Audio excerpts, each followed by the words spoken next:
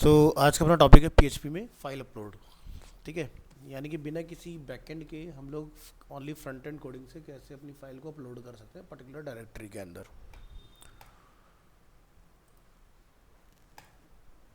इस फाइल को हम लोग एक्सेस करेंगे वेब ब्राउज़र में। यहाँ लिखेंगे local host 829 current date PHP file upload.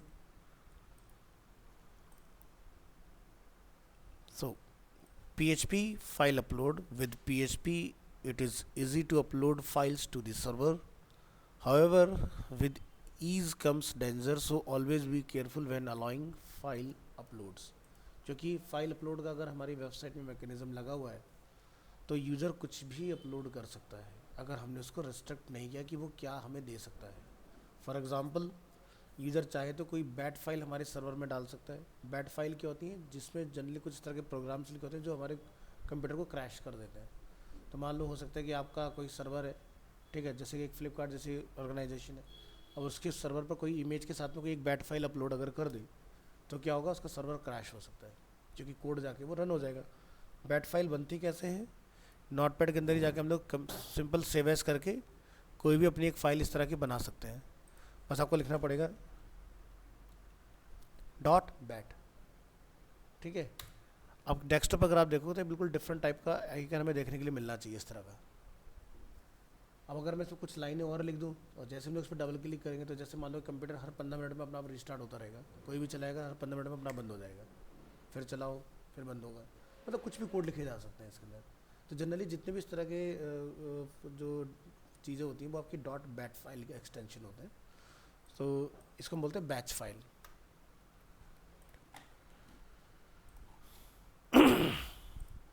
तो यहाँ पर आप देख सकते हो जो स्टेटमेंट है वो यहाँ पर यही कह रही है कि with ease come danger, so always be careful when allowing file uploads.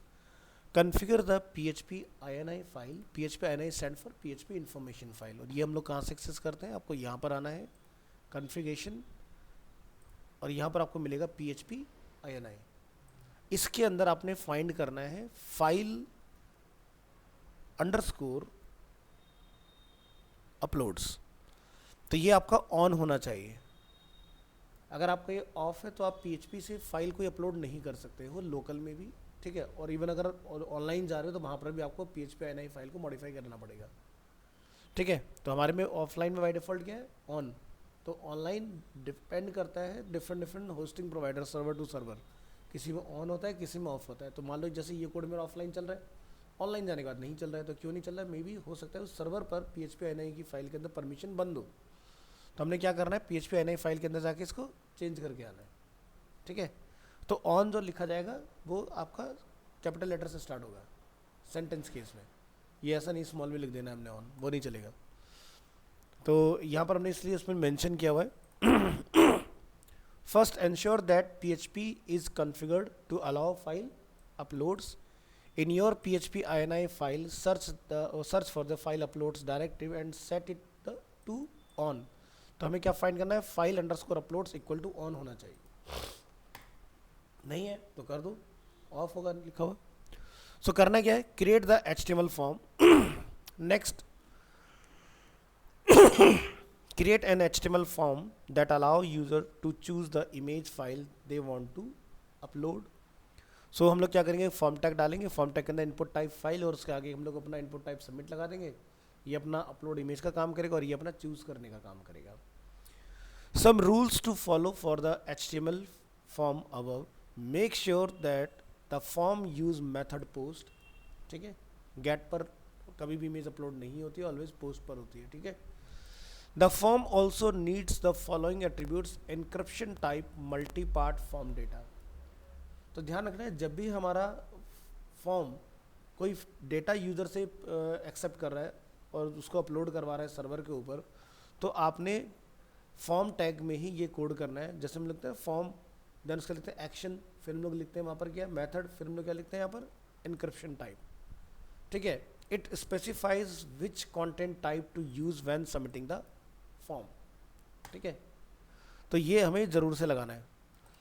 Without the requirements above the file upload will not work. तो ये दो चीज़ें ध्यान रखना है, एक तो हमारा मेथड पोस्ट होगा दूसरा इनक्रिप्शन टाइप, और ये तभी आएगा जब आपके फॉर्म के अंदर इनपुट टाइप फाइल का यूज होगा, अदरवाइज इसको नहीं लगाना है हमने, ठीक है।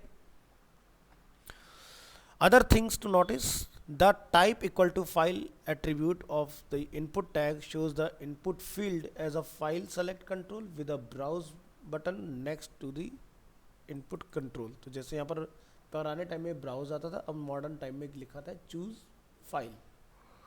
The form above sends data to a file called upload.php which we will create।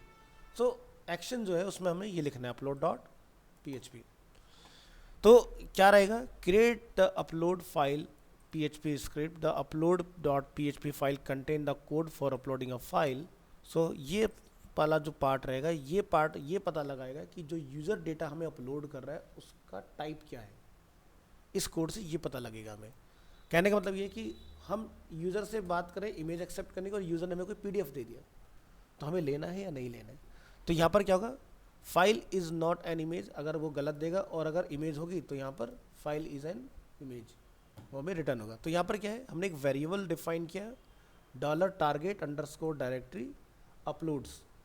तो ये भी यूज़र डिफाइन है, फोल्डर किस में अपलोड कराना है वो भी यूज़र डिफाइन है, कुछ भी रख सकते हो, ठीक है। तो अपलोड से रखा है क्योंकि हमें मल्टीपल फाइल्स इसी में ही अपलोड करवानी है एंड यूज़र से, तो अपलोड सबको जैसे हम लोग इमेजेस रखते हैं। फिर हमने रखना है target_file। तो इसमें हम लोग क्या करेंगे, file equal to target_directory, base name is a pre define, super globals _files और फाइल टू अपलोड, ठीक है। यहाँ पर ये आपको प्री डिफाइन रखना है, ठीक है। और यहाँ पर उसका नेम क्या रखना है हमने। नेक्स्ट अपलोड ओके करके हमने एक बुलियन वैल्यू बना रखा है। जैसे हम लोग ट्रू फॉल्स लिखते हैं तो ट्रू की वैल्यू होती है 1, फॉल्स की वैल्यू क्या होती है 0। तो आप यहाँ देख सकते हो कि जब हमारा ओके है तो 1 है, फॉल्स है तो 0 है। तो यहाँ पर आप चाहो तो ट्रू फॉल्स भी लिख सकते हो, कोई वो नहीं है। तो यहाँ पर एक वेरिएबल हमने बनाया image file type string to lower, ये हम लोग पढ़ चुके हैं ऑलरेडी, ठीक है। ये हमारे स्ट्रिंग को लोअर केस में कन्वर्ट करेगा। देन ये पाथ इन्फो जो हम लोग फंक्शन देख रहे हैं, this is a pre defined function. यहाँ पर हम लोग कॉल करेंगे $target_file और path info extension is a pre defined. तो ये क्या पता लगाएगा कि भाई इमेज का फाइल टाइप क्या है, .jpg है, png है। अगर इमेज से अलग जाएगा तो वो अपना भी उसको फॉल्स में डाल देगा उसको। Next check if image file is a actual image और फेक इमेज। फेक इमेज मतलब कि वो different file type. If is set $_post submit. अब ये सबमिट क्या है, इस बटन का नेम। तो अगर मैं आपको कोड में लेके चलूँ पीछे, तो इसका नेम क्या है, सबमिट, ठीक है। फाइल टू अपलोड क्या है, हमारा फील्ड का आईडी, ठीक है। और यहीं पर इसका हमारा नेम भी है। तो अगर मैं जावास्क्रिप्ट से वैलिडेशन लगाना है तो हम लोग इसको यूज़ करेंगे, PHP में डेटा भेजते हैं तो हम लोग नेम का यूज़ करते हैं, ऑलरेडी हम लोग कर चुके हैं, ठीक है। तो ये जो हम लोगों ने यहाँ पर डाला है फाइल टू अपलोड, ये हमने यही वाला नेम डाला है, समझ गए। तो यहाँ पर हम लोग करेंगे $check equal to get image size, this is again pre defined function. $_file is a super global, file to upload जो हम लोगों ने ऊपर डिफाइन किया था। देन यहाँ पर टेम्परेरी _नेम। होता क्या है कि जब भी कोई फाइल आप अपलोडिंग में डालते हो तो हमारे कंप्यूटर में हर एक चीज़ करने के लिए जब तक वो सेव नहीं हो जाता है टेम्प फोल्डर बना होता है, जो कि बाय डिफॉल्ट डिसेबल होता है। तो उसका नेम जो रहेगा इमेज का तब तक टेम्परेरी रहेगा। उसके बाद if $check is not equal to false, तो मतलब ये क्या करेगा कि अगर मेरा चेक वाला जो पार्ट है वेरिएबल, अगर वो फॉल्स नहीं है, ट्रू है, ठीक है, और उसका फाइल टाइप जो हम लोग यहाँ पर डिफाइन कर रहे हैं, तो दो ट्रू टाइप इक्वल टू मतलब ये है। तो एको फाइल इज़ एन इमेज, तो डॉट यहाँ पर लोग लिखेंगे $check और यहाँ पर हम लोग लिखेंगे मेन। इससे क्या होगा, जो हमारा इमेज का नेम एक्चुअल में होगा वो हमें यहाँ पर रिटर्न हो जाएगा कि हमारी इमेज का नेम क्या है। और upload status is okay, else file is not an image and upload okay equal to 0। इतने पार्ट से सिर्फ अपलोड नहीं होगा, सिर्फ हम ये डायग्नोस कर रहे हैं कि यूज़र ने हमें क्या दिया।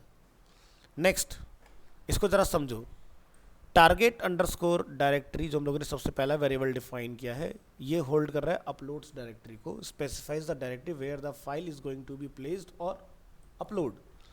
$_file specifies the path of the file to be uploaded, इसके अगेंस्ट हमारा फाइल का पाथ आएगा।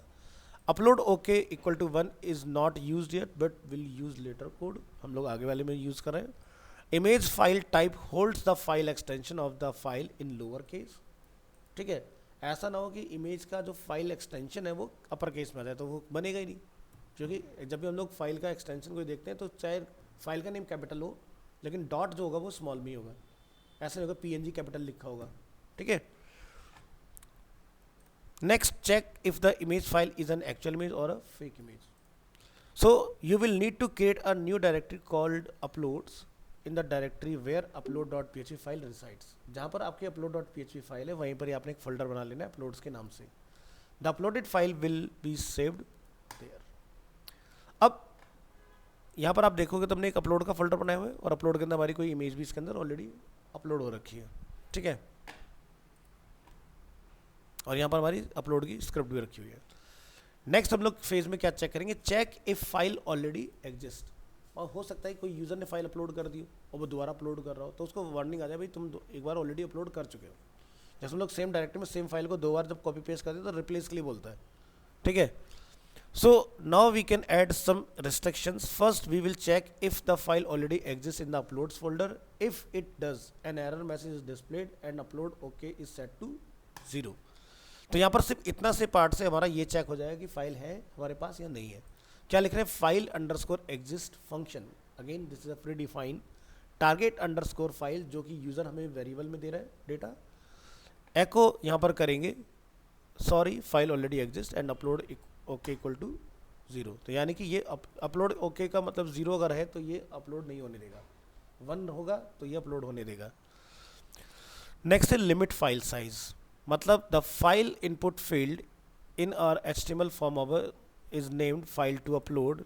Now we want to check the size of the file. If the file is longer than 500 KB, an error message is displayed and $upload OK is set to 0 again. तो ये check करने के बाद रुक कैसे रहा है, इस चीज़ से रुक रहा है, मतलब ये होने नहीं देगा जब तक 1 की वैल्यू उसको नहीं मिल जाएगी. तो यहाँ पर क्या हम लोग लिख रहे हैं, $_file again super globals, file to upload हमारा फील्ड का name, size is a predefine, और यहाँ पर जाके हम लोग डिफाइन कर रहे हैं इसमें 5 लाख बाइट्स. तो देखो सबसे जो स्मॉलेस्ट यूनिट होता है दैट इज अ बिट, फिर आता है बाइट्स, फिर आता है किलोबाइट्स, फिर आता है मेगाबाइट्स, फिर गीगाबाइट्स, टेराबाइट्स, पेटाबाइट, सेटाबाइट, एक्साबाइट. तो अभी टीबी के बाद भी इतनी सारी चीज़ें आनी बाकी हैं, अभी हम लोग टीबी पर एग्जिस्ट करते हैं. तो एक एमबी में 1024 क्या होते हैं, केबी होते हैं, और एक केबी के अंदर अगेन फिर आपके 1000 वो होते हैं, ठीक है. तो यहाँ पर हमने क्या लिखा, 500 केबी. तो 500 मल्टीप्लाई विथ 1000 तो कितना हो गया हमारा यहाँ पर, ठीक है. तो ये केबी में डेटा चल रहा है हमारा, तो यहाँ पर आप एमबी वगैरह में नहीं लिखेंगे, आपको केबी में ही दे. जैसे हम लोग लिखते हैं ना सेकेंड्स, तो हम लोग उसको 1000 मिली सेकेंड्स लिखते हैं तो वो 1 सेकेंड काउंट होता है. तो उसी तरह से यहाँ पर आपको ये ध्यान रखना है. नेक्स्ट है limit file type. The code will only allow user to upload JPEG, PNG and GIF. All other file types gives an error message before setting $upload OK to 0.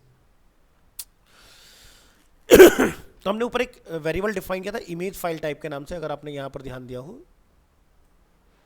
ठीक है. हमने यहां पर लिखा is not equal to JPG and image file type PNG, image file type JPEG, image file type GIF. अगर इनमें से किसी इनके अलावा कोई और एक्सटेंशन हमें कोई यूज़र अपलोड कर रहा है तो एको कर देंगे sorry only JPG, JPEG, PNG files are allowed. GIF रह गया इसके अंदर लिखने से, तो यहाँ पर अपलोड होके स्टेटस क्या हो जाएगा हमारा 0 अगेन. तो यानी कि हम लोग यही 4 एक्सटेंशन यहाँ पर यूज़र को अलाउ कर रहे हैं. तो नीचे जाएंगे, यहाँ पर जाकर डिफाइन करेंगे इस फाइल के अंदर गिफ वाला पार्ट.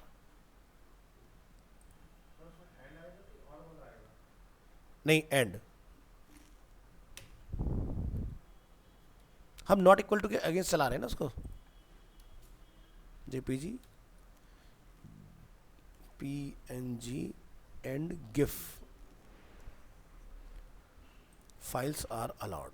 अब सही है, ठीक है. तो ये बेसिकली हमें चारों कोड को क्लब कर देना है एक साथ, A1 2 3 4, और इसके बाद फिर हमने अपलोडिंग का स्क्रिप्ट लिखना है इसके आगे. तो फाइनल फाइल जो हमारे पास वो ये है, आप देख सकते हो सारा कुछ वही लिखा हुआ है. ये फर्स्ट पार्ट, ये सेकंड पार्ट, ये थर्ड पार्ट, ये फोर्थ पार्ट. तो यहाँ तक का पार्ट हम लोगों ने देखा.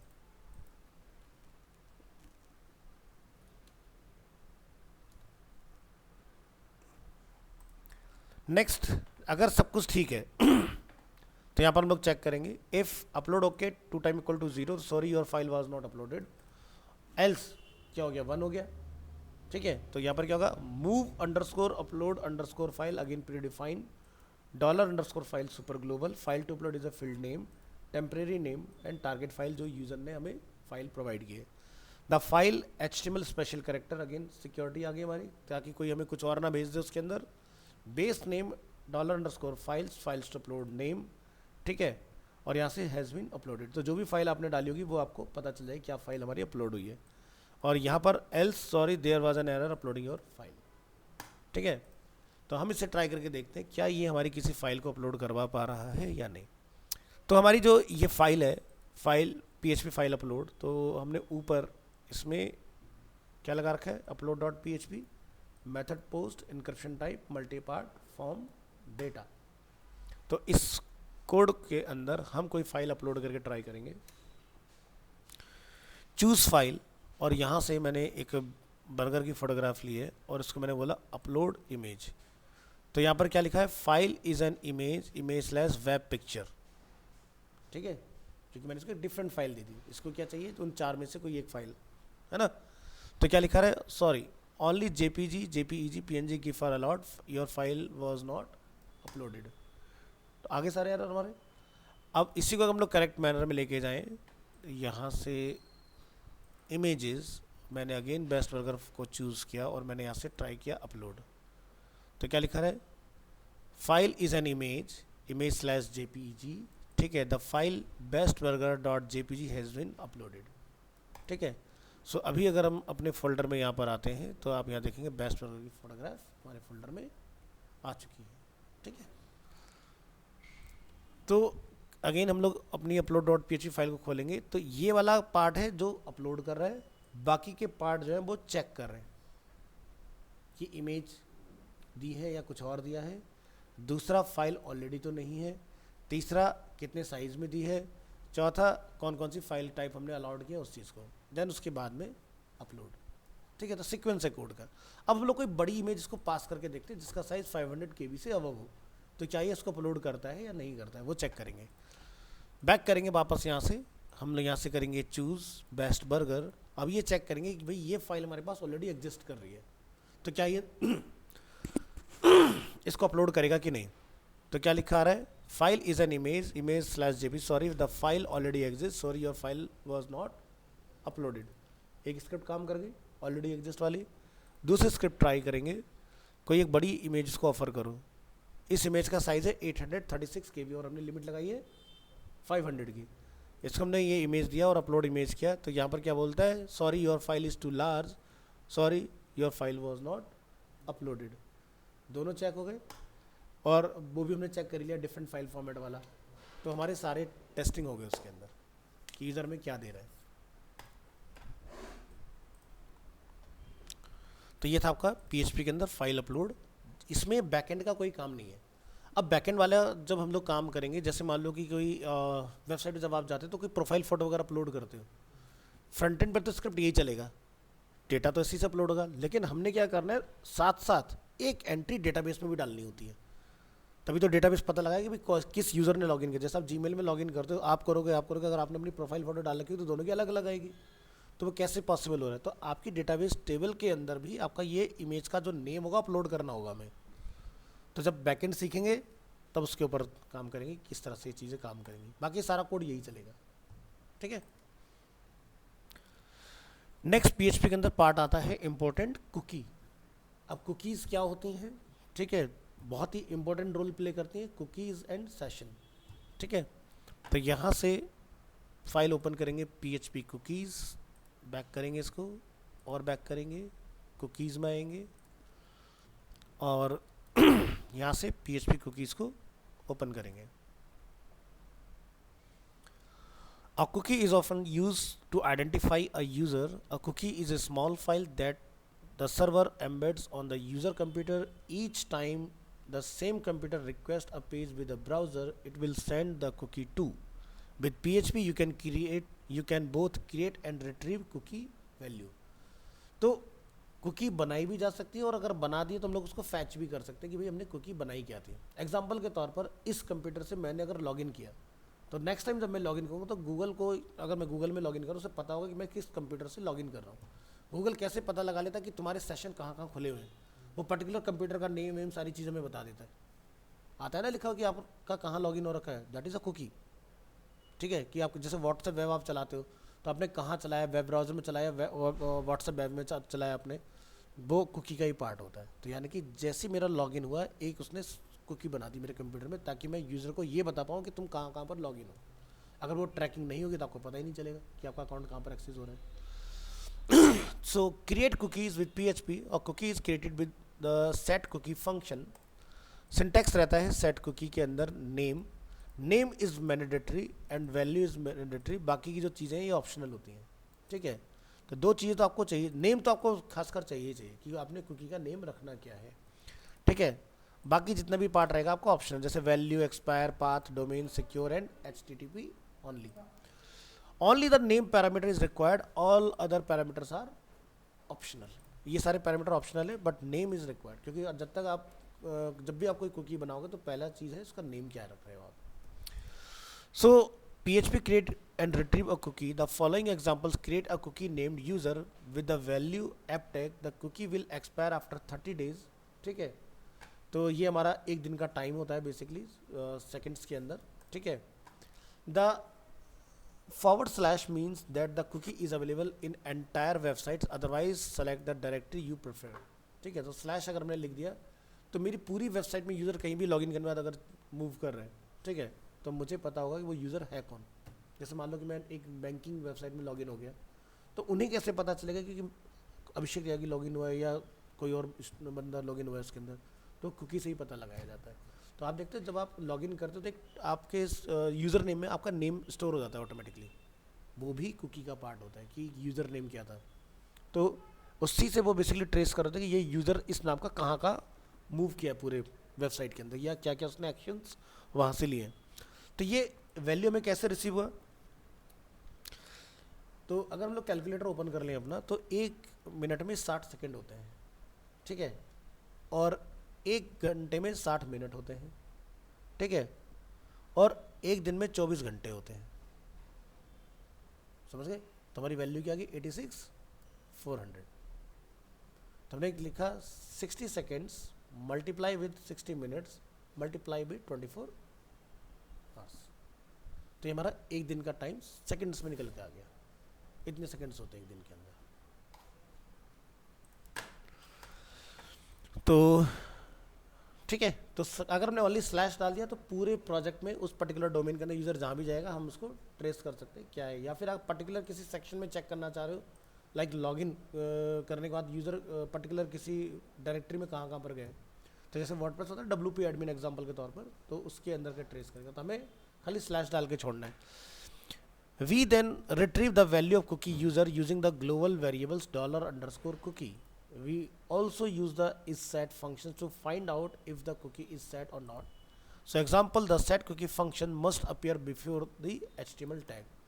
तो ध्यान रखना है HTML शुरू होने से पहले PHP का ये कोड चलेगा। ये नहीं कि आपने बॉडी के अंदर कहीं पर आप इस कोड को चलाएं, HTML से पहले यानी डॉक टाइप से ऊपर कोड चलेगा। The value of cookie is automatically URL encoded when sending the cookie, and automatically decode when received. To prevent URL encoding, use set raw cookie instead. तो हम लोग set cookie की जगह पर set raw cookie का भी use कर सकते हैं अगर आपने encoded रखना है अपनी cookie की वैल्यू को। तो हमने एक फाइल बनाई है set cookie के नाम से, तो हमें यहाँ पर लिखा आ रहा है cookie user was successfully set, its value is apptag। ठीक है, modify a cookie value. To modify a cookie, just set again the cookie using the set cookie function. Example, modify cookie. तो अभी यहाँ पर क्या लिखा रहा है apptag, तो ये मेरी पुरानी कुकी की वैल्यू आ रही है। अगर मैं इस फाइल को रिफ्रेश कर देता हूँ तो क्या लिखा रहा है, ठीक है, तो या तो मैं रिफ्रेश कर दूँ फाइल को, या फिर मैं अगर आके बैक कर देता और दोबारा इस पे आता तो अरीना एनिमेशन मिलता है मेरे को। ठीक है, तभी जैसे आप सेट कुकी में आओगे तो क्या लिखा रहा है अरीना एनिमेशन। लेकिन अगर मैं बैक करके वापस से इस पर आता हूँ सेट कुकी पे, तो मेरी वैल्यू क्या होगी अगेन apptag। तो जिस फंक्शन से सेट करते हो उसी फंक्शन से अपडेट भी कर सकते हो अपनी कुकी को कि हमारी कुकी की वैल्यू क्या होने की। नेक्स्ट, डिलीट करना है कुकी को, तो delete a cookie use the set cookie functions again with an expiration date in the past. So example delete cookie, हम लोग इसका यूज़ करेंगे तो कुकी यूज़र इज़ डिलीटेड, क्योंकि हमने यूज़र कुकी का नेम रखा था और वैल्यू हमने सबसे पहले एपटेक रखा था। दूसरी बार में हम लोगों ने रखा था यूज़र और हमने उसका नेम कर दिया था कुकी का अरीना एनिमेशन। तो कोड भी दिखाएंगे, आपको समझ में आ जाएगा। नेक्स्ट है check if cookie are enabled और नॉट। तो जैसे हम लोग जावास्क्रिप्ट में लिखते हैं ना, नेविगेटर ऑब्जेक्ट के अंदर कुकी इनेबल्ड, तो हमें उसका स्टेटस रिटर्न होता है ट्रू या फॉल्स। तो ट्रू रिटर्न हो रहा है इट मीन्स कि कुकी इनेबल है, अगर फॉल्स रिटर्न हो रहा है इट मीन्स कुकी आपके कंप्यूटर में डिसेबल है। So first try to create a test cookie with the set cookie function, then count the $cookie array variable। तो यानी कि हम लोग इसमें लेंथ निकाल लेंगे कि कुकी की लेंथ कुछ है या नहीं है। अगर लेंथ है विच मीन्स कि कुकी की वैल्यू इनेबल है, अदरवाइज वो डिसेबल है। So check if the cookies are enabled, तो क्या लिखा है कुकीज़ आर इनेबल्ड, यानी कि लेंथ उसको ग्रेटर देन 1 मिल रही है वहाँ पर। तो चलो ज़रा इसकी कोड देखो वन बाय वन। सबसे पहला हमारा कोड क्या है, सेट कुकी। तो सेट कुकी के लिए हम लोग कुकी एग्जाम्पल 1 पर आएंगे। आप यहाँ देखेंगे सबसे टॉप में डॉक टाइप HTML से ऊपर हमने क्या डिफाइन किया, variable cookie name, cookie value. तो ज़रूरी नहीं कि ये मैं लिखूँ यहाँ पर, आप डायरेक्ट यहाँ पर सीधे लिख सकते हैं यूज़र और यहाँ लिख सकते हैं आप एपटेक। फिर हमने यहाँ पर यूज़ करना है टाइम फंक्शन प्लस एक दिन का टाइम मल्टीप्लाई विथ 30, यानी कि मैं चाहता हूँ कि मेरी इस कुकी की लाइफ जो है वो 1 मंथ की रहे। तो हमने क्या लिख दिया पर 30 डेज, और आगे क्या लिखा स्लैश, यानी कि थ्रू आउट वेबसाइट में यूज़र अगर कहीं भी जाएगा तो मुझे कुकी का डेटा पता चलता है यूज़र कहाँ कहाँ जा रहा है उसके अंदर। तो 86,400 का मतलब क्या होता है, इक्वल टू 1 डे। कैसे आता है 1 day, 60 multiply with 24 hours is equal to 86,400 seconds. इसके बाद हमने क्या करा, नीचे आके फैच किया कुकी को, ऊपर हमने सेट किया, यहाँ पर हमने फैच किया। हमने लिखा इफ़ इस सेट कुकी नेम, जो कि हमने ऊपर यहाँ वेरिएबल में डिफाइन किया है। अगर आपने ये नहीं किया तो आप सीधे यहाँ पर लिखेंगे यूज़र, उस केस में डबल कोट के अंदर एको कुकी नेम्ड, जो भी हमने कुकी का नेम रखा होगा user is not set yet, अगर नहीं सेट होगा तो ये लिखा आएगा echo cookie name was successfully set and it is value, cookie की वैल्यू जो होगी वो कुकी, यहाँ पर हमें इससे पता चलेगा कि हमने नेम क्या रखा है। तो एक है नेम, एक है वैल्यू। तो इस तरह से आपका डेटा इसमें आपको रिटर्न होने वाला है। दूसरा हमने एक एग्जाम्पल बनाया था अपना अपडेट करने का, ठीक है। तो अपडेट में हमने क्या करा, अगेन यहाँ पर एपटेक था उसको हमने अरीना एनिमेशन किया और कुछ भी नहीं किया हमने उसके अंदर, वही सेम फंक्शन आपका यूज़ होगा सेट कुकी। डिलीट कुकी के अंदर हमने क्या करा, टाइम को माइनस में लिखा है और आगे हमने कोई स्लैश नहीं लिखा है उस केस में। तो हमने लिखा कुकी नेम, ठीक है, कुकी वैल्यू जो भी हो, तो आप चाहो तो कुकी वैल्यू यहाँ लिख सकते हो। टाइम फंक्शन माइनस क्या लिखा हमने 3600 इक्वल टू 1 आवर। तो हमने माइनस कर दिया, तो जो भी कुकी होगी इस नाम की वो क्या हो जाएगी, delete.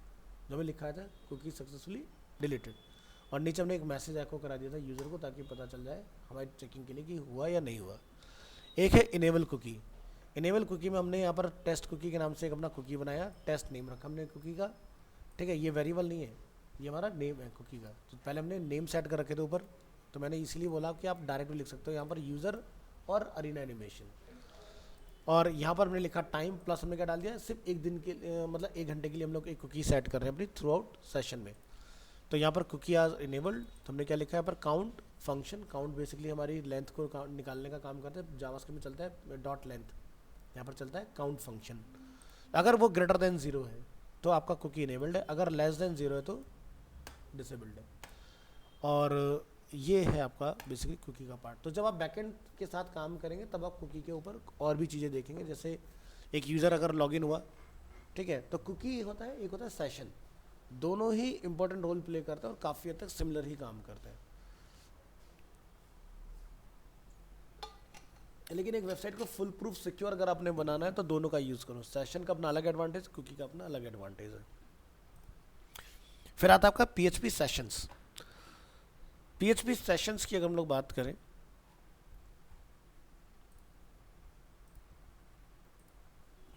a session is a way to store information in variables to be used across multiple pages, या फिर we can say throughout website. Unlike a cookie, the information is not stored on the user computer. तो session का जो information होता है वो user के computer में स्टोर नहीं होता, लेकिन कुकी का जो डेटा होता है वो यूज़र के कंप्यूटर में स्टोर होता है। सेशन का मतलब क्या हो कि एक वेबसाइट पर आप ऑन इन हुए और अगर आपने वो बंद कर दिया ब्राउज़र तो आपका सेशन खत्म हो गया, समझ गए। सेशन तब तक ही एक्टिव रहेगा जब तक आप उस साइट पर एक्टिव हो, जैसे आप उस टैब से स्विच कर गए सेशन खत्म। लेकिन कंडीशन क्या है, वो टैब टर्मिनेट होना चाहिए, बंद होना चाहिए, ठीक है। What is a session?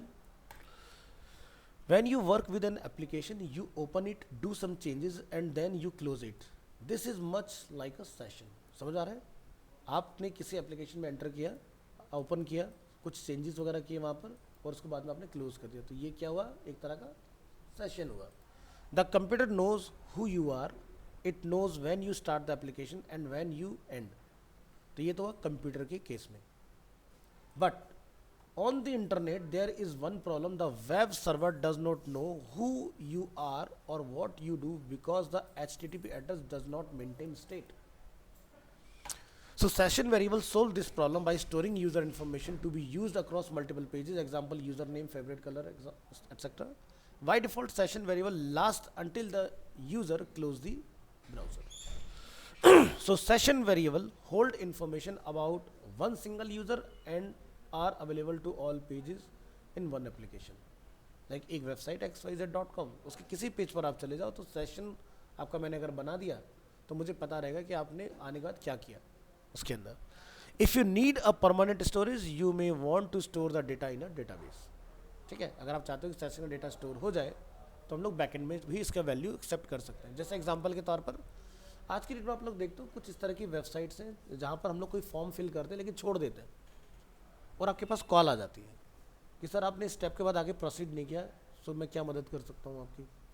तो यानी कि उन्होंने जो भी यूज़र ने फॉर्म फिल किया जहाँ तक जिस स्टेज तक, वो डेटा उन्होंने सर्वर पर अपना सबमिट करा लिया बैकएंड में, जिसकी हम लोग बात कर रहे हैं। अब मुझे ये पता है कि ये यूज़र आया तो था, यहाँ तक गया, लेकिन इसके आगे उसने डिसीजन नहीं लिया। जनरली ऐसा क्या होता है इंश्योरेंस की वेबसाइट्स जितनी भी है, ठीक है, या जैसे आप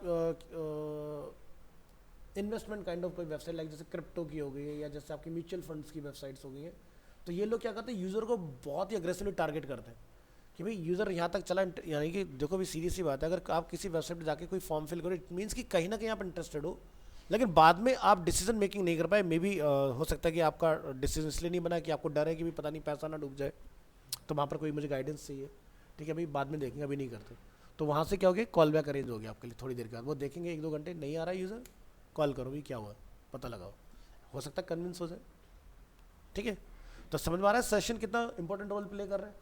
तो इसका एक लाइव एग्जांपल बताता हूँ। आप ना रेलिगेयर हेल्थ की वेबसाइट पर जाना, care.health के नाम से है, वहाँ पर जाकर अपना फ़ोन नंबर डाल देना, सबमिट भी मत करना, आपके पास कॉल आ जाएगी, उन्होंने आपका नंबर मिल गया, वो तुरंत कॉल बैक कर लेंगे अगले 15 से 20 मिनट के अंदर कि भाई बंदे ने नंबर तो दिया लेकिन आगे क्यों नहीं गया।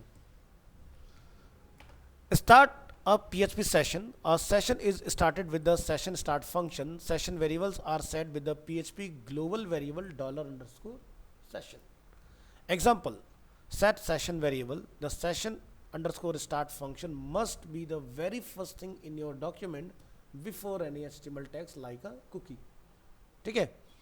So यहाँ पर हम लोग अगर इसकी बात करते हैं, मेरे कंप्यूटर बंद हुआ, यहाँ ये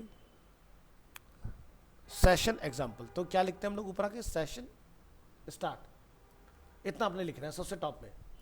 इसके बाद नीचे हमने क्या लिखा, $_session वेरिएबल, हमने यहाँ पे लिखा कलर, कलर की वैल्यू क्या डाली, बंद हो गया, मेरा भी कंप्यूटर बंद हुआ था, क्या हुआ इसको,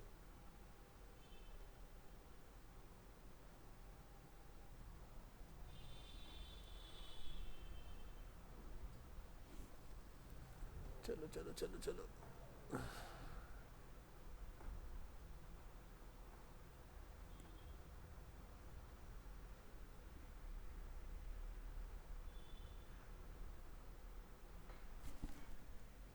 पता नहीं, 2 मिनट के लिए इधर आ जाओ, बस लास्ट टॉपिक इधर आके देख लो।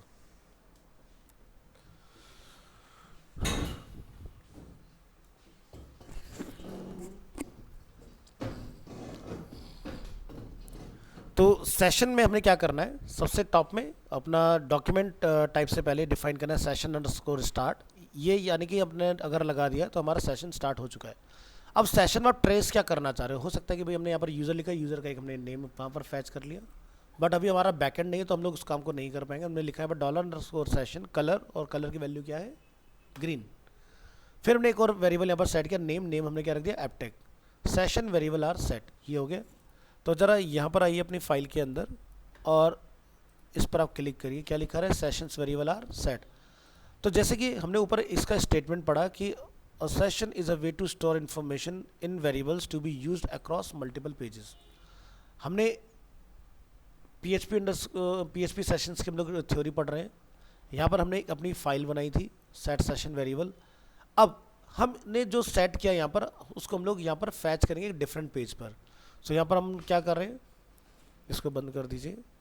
The session start function must be the very first thing, ये हमने ऑलरेडी डिस्कस कर लिया, get PHP session variable value. So यहाँ पर हम लोग आएंगे फैच सेशन वेरिएबल। तो ये देखो एक तीसरी फाइल है, हमें पता चल रहा है कि कलर नेम हमने क्या सेट किया था और इंस्टीट्यूट नेम क्या था। ठीक, कैसे पता लग रहा है, अगर हम लोग यहाँ पर आए थर्ड फाइल के अंदर फैच सेशन वेरिएबल, अगेन ऊपर सेशन स्टार्ट लिखा हुआ है। अगर आपने ये लिखा है तभी आपको डेटा स्पेस पर मिलेगा, अदरवाइज नहीं मिलेगा, पहली चीज़। दूसरा हमने लिखा है echo colour name is $_session colour, value हम लोग पिछली डॉक्यूमेंट में सेट कर चुके हैं तो ऑटोमेटिकली डेटा में यहाँ पर रिसीव हो जाएगा। इंस्टीट्यूट नेम इज़ दिस, तो हमें यहाँ पर इस फाइल में जो हमने सेट किए दो चीज़ें, वो वेरिएबल हमें डेटा यहाँ पर इधर प्रोवाइड कर देंगे। So this is the benefit of sessions. अब सेशन की हेल्प से हम लोग बड़े बड़े काम आगे कर पाएंगे। जैसे मान लो कि आपने कोई डेटा यूज़र से सबमिट करवा दिया, उसके बाद आप चाहते हो यूज़र्स को मॉडिफाई कर दे डेटा को, तो वो पॉसिबल है उसी की हेल्प से। आपने क्या करना है, सेशन में बस वो वेरिएबल डाल देना है, उस पेज की वैल्यू को हम लोग नेक्स्ट पेज में उठा लेंगे, भाई यूज़र ने क्या आईडी हमें सेंड किया, उसके बेसिस पर आपका काम करेंगी चीज़ें।